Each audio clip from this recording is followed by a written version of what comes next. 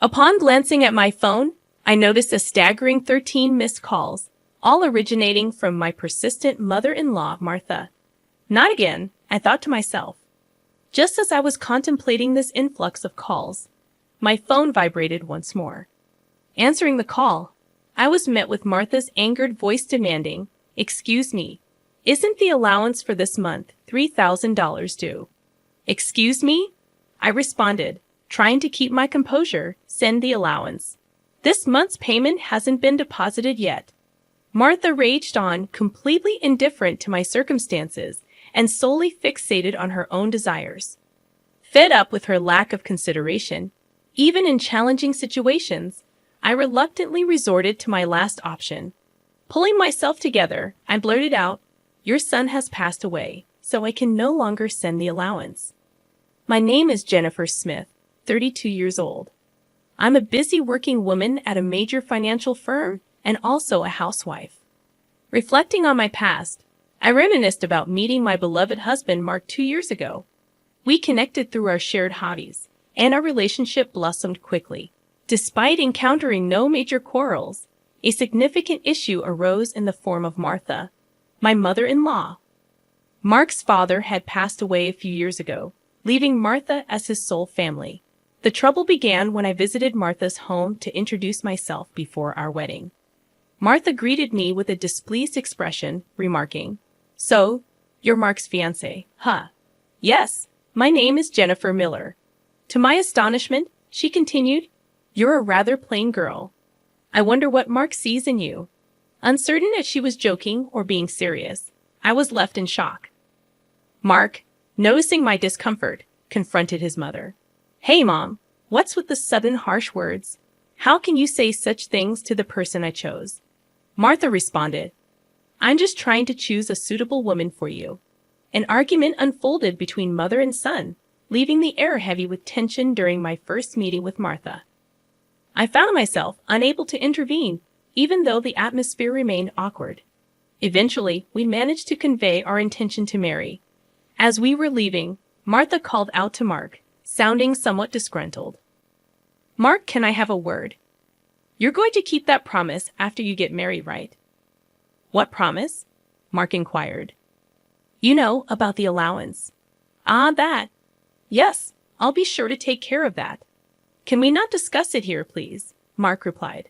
While leaving, the tension between my husband and his mother lingered, and the air was thick with discomfort. In the car on the way home, I brought up the conversation Mark had with his mom. "Hey, Mark, about the conversation you had with your mom as we were leaving." "Yeah, I should have told you about it, Jennifer. I heard something about an allowance. After my dad passed away, I've been sending money to my mom every month." "How much?" I asked. $2,000. $2,000. I couldn't help but raise my voice in surprise. Mark sighed deeply and explained, "Actually, my mom has a debt from a casino a long time ago.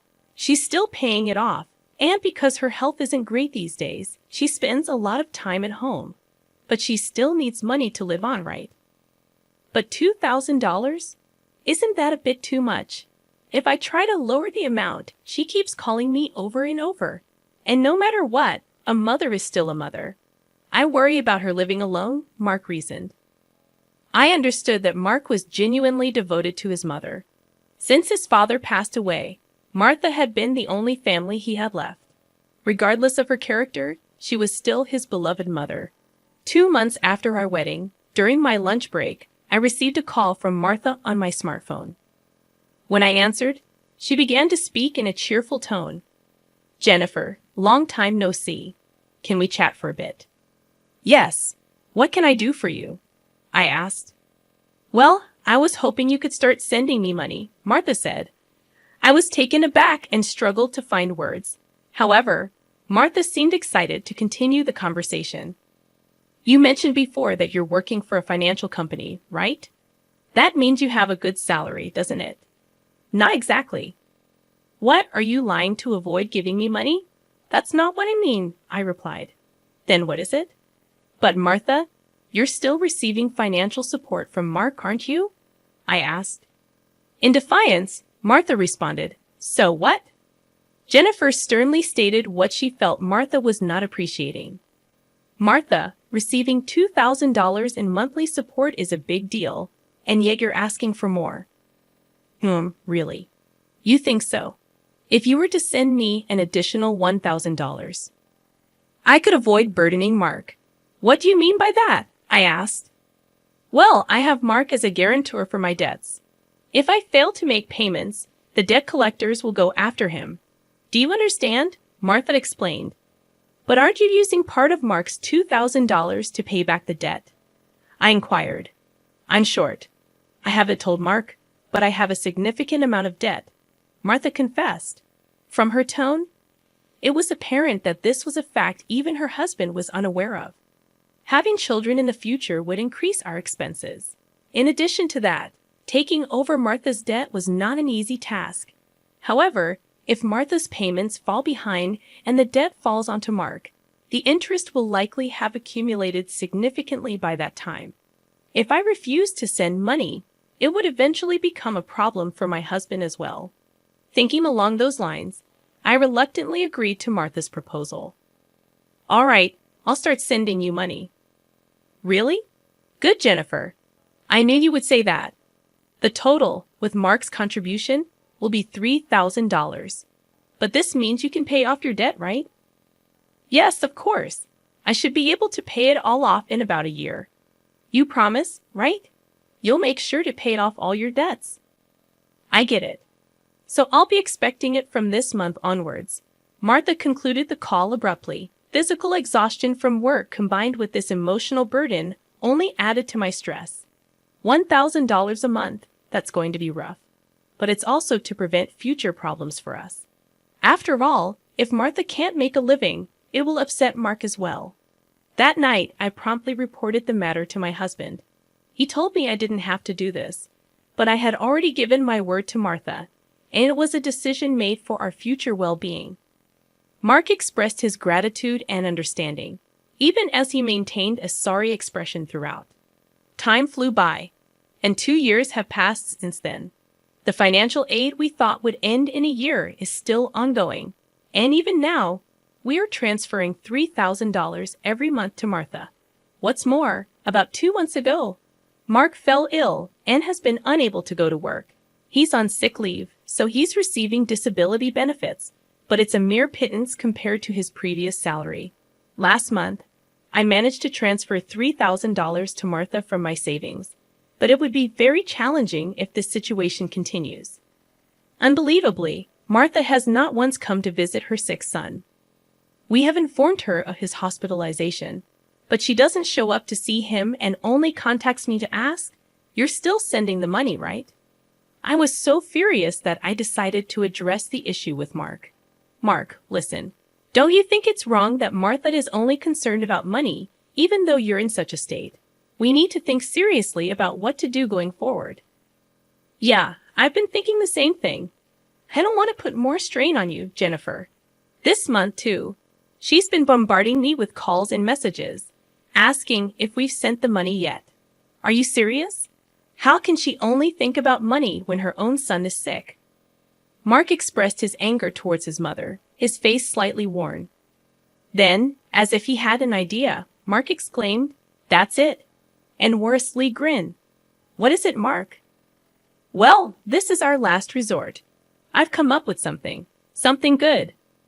For your mom. What? I was curious but cautious. Mark suggested a plan that I could never have imagined.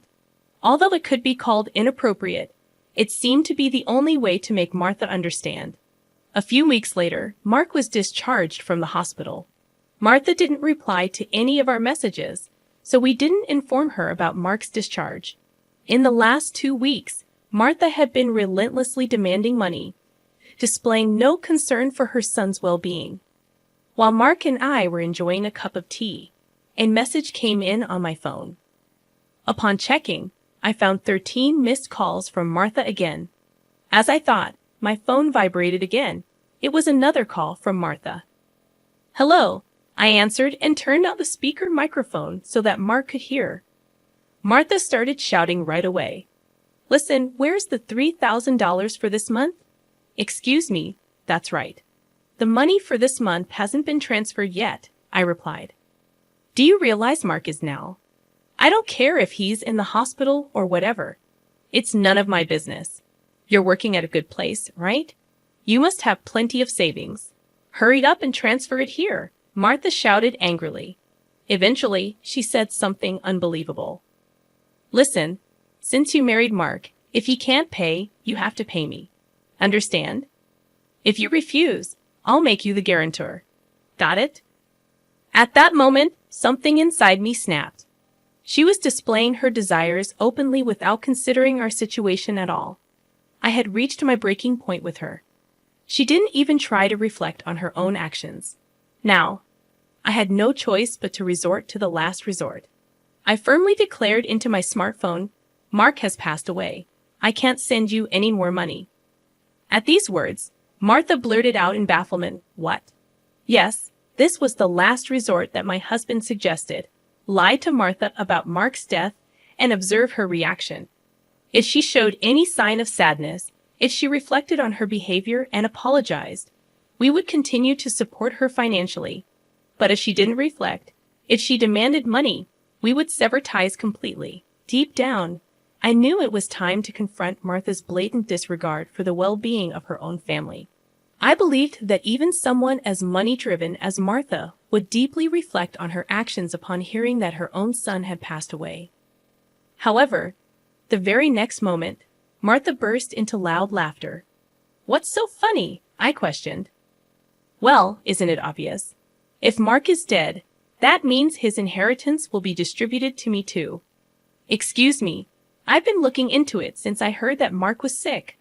Listen here, 2/3 of Mark's assets are yours, but 1/3 is mine. I was at a loss for words. I never anticipated that when she first heard her son was sick, she wouldn't look into treatment, but into how the inheritance would be divided. My anger surpassed. I was simply dumbfounded. My husband seemed to feel the same way, and as our eyes met, he slowly nodded. This was the signal to continue with the plan. Once again, I said to Martha in a strong tone, Martha, did you hear what I said? Mark is dead. I heard, what about it? Aren't you sad your own son passed away before you? Martha replied nonchalantly, you just make sure to send me some. I won't let you get away with not doing it. With a click, the phone line was cut off, and a dial tone echoed. I glanced at my husband and saw that he was shaking, his face red with anger. Mark, are you okay? I asked. My husband looked into my eyes and said, I'm cutting ties with her. She'll likely come here eventually, demanding money. Let's wait until then, okay? But are you really okay with this? Cutting off ties just like that? Yeah, I have no regrets. After that call, she's no mother. My husband's eyes were filled with hatred, and I felt the same way. A person who only thinks about money over her own son's life is not family to me. A few days later, as expected, Martha came to our house. For the time being, I decided to hide my husband in the next room and deal with Martha myself. Martha approached me with a face like a demon. Hey, give me Mark's inheritance right now. Again with that? Anything else to say? He's already dead, isn't he? It's pointless to say anything now.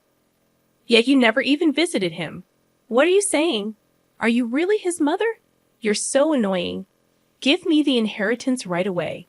I don't mind getting the lawyer. Speaking more would be a waste of time. Just as I thought that, my husband emerged from the next room. Seeing him, Martha let out a startled gasp as if she had seen a ghost. Mark, why weren't you dead? Long time no see, Mom. Sorry, but the news about my death was a lie. A lie? How could you be so disrespectful? I wanted to confirm your true nature, Mom. I was curious about how you'd handle the allowance if your son died, but you turned out to be a gold digger, just as I suspected. I understood perfectly. What? How dare you call your mother a gold digger? Silence. I'm cutting ties with a toxic parent like you. My husband's angry shouts left Martha with her mouth agape. She couldn't come to terms with the fact that her own son was severing ties with her. What does this mean, Mark? She stammered. It means exactly what I said. I can't consider someone like you as my mother. No way. What about the allowance? Do you really think I would? You're on your own with the debts. We're moving. Wait, please. If you do that, what about my living expenses? Teary-eyed and pleading, Martha reached out to my husband. He forcefully shook off her hand, looked at her coldly, and said, I don't care about your living expenses. You have been living off us without even a single apology. I really understand your despicable nature now. Don't you dare show up in front of us again. No, wait, Mark. Are you going to abandon your mother? Ignoring her words, my husband grabbed Martha's arm and dragged her to the front door. He threw her shoes and bag outside and chased Martha out of the house. Martha made a fuss outside for a while but disappeared after a bit, perhaps unable to withstand the eyes of the neighbors. She tried contacting us multiple times, but we ignored all of her attempts. We set Martha's number to be automatically rejected, and we finished moving. Regarding the matter of co-signing for the debts, it became invalid since Martha had made Mark the co-signer without his consent, and therefore he was not responsible. Without the allowance from us, Martha seemed to be leading a miserable life. It's only natural, considering she had been using the allowance for her gambling habits instead of paying off her debts. She still had a mountain of debts and was chased by debt collectors every day. Unable to gamble anymore, she seems to be working from dawn to dusk. For the foreseeable future, it's unlikely that she will be able to pay off her debts completely. She will have to keep working until she is unable to move. This is entirely her own doing. As for us, we are spending fulfilling days in our new home. My husband's condition has stabilized, and he has returned to work. After some time, there's a new life growing in my belly. We're going to have an additional member in our family next year. From now on, we want to spend happy days as a family of 3.